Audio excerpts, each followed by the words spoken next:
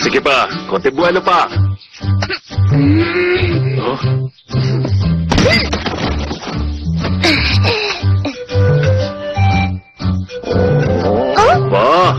O sige, Hickory.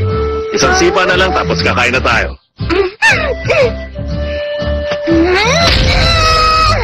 Isang avid fan ng pro wrestling ang papa ko.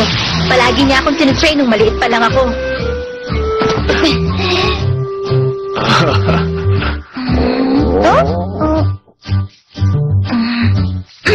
Siguro, yun ang dahilan kaya wala nang natira na makakatalo sa akin. Nahuli ko po siya!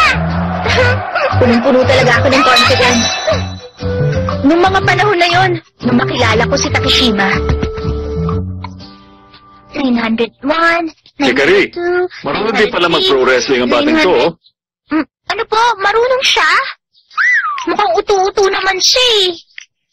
Talaga? Eh, ikaw, bakit meron kang itim sa ilong mo? Tumahimik ka nga!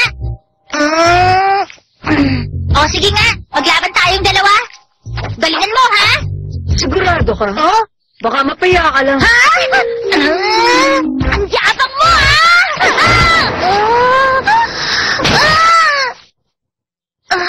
Imposible. Ha? Sabi ko na eh. Ang totoo, mahina ka naman talaga. Ha? Siya si Kei Takeshima. Ang unang taong nakatalo sa akin. Ganon, ha? O, sige, isa pa! Doon nagsimula ang lahat.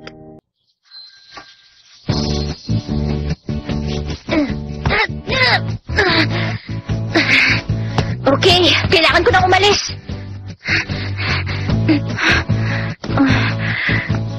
Hickory! Huh?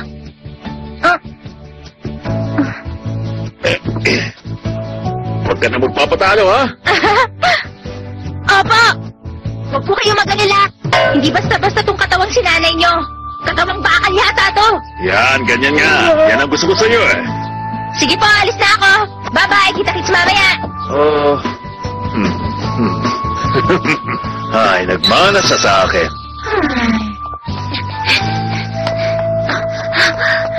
Ayos.